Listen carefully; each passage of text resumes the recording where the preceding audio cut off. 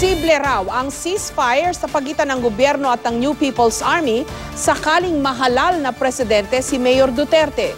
Iminumungkahi rin di umano ni Duterte ang pagkakaroon ng coalition government, bagay na posibleng makaapekto sa relasyon ng Pilipinas at ibang bansa ayon sa isang eksperto. May report si Tina Panganiban Perez.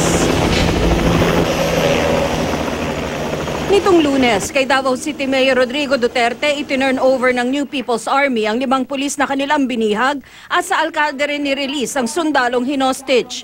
Mismong si Duterte, aminadong malapit siya sa rebelding NPA na ilang dekada nang nakikibaka sa ating gobyerno.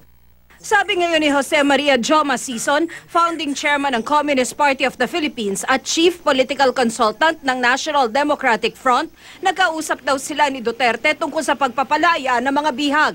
At posible raw ang tigil putukan nila sa gobyerno kung si Duterte ang mananalo.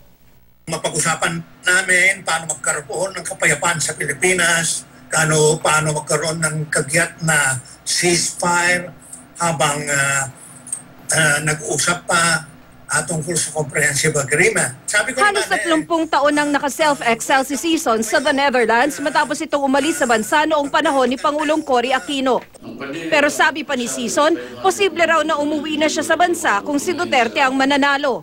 May pag-asa na ako ay makakauwi dahil pwedeng i-resume yung peace negotiations.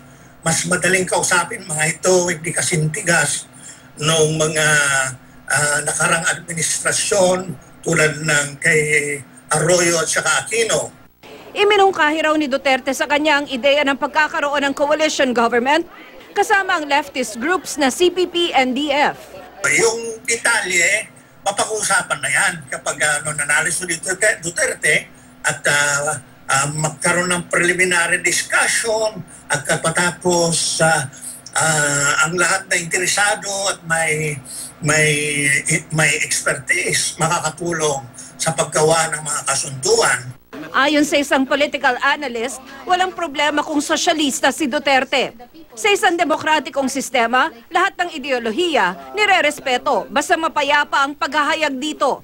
Pero kung matuloy ang balak ni Duterte na coalition government kasama ang CPP and DF, paano raw kaya ang relasyon ng Pilipinas sa ibang bansa? Tulad sa Amerika na terorista ang turing sa NPA na armed wing ng CPP and DF. Ibig sabihin, bibitawan na ba ng NPA ang armadong pakikibaka?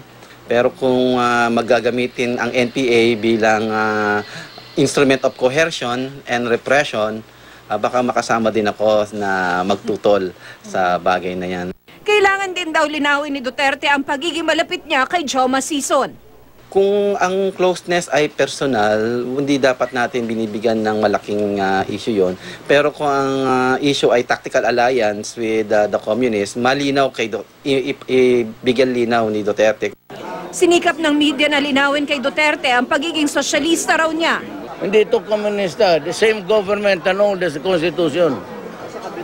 We are governed by the Constitution. You are so enamored with the word socialist. It's a socialism, a social tao, social democrats. In Germany meron dyan. Hindi naman komunista yun. Tina Panganiban Perez, GMA News.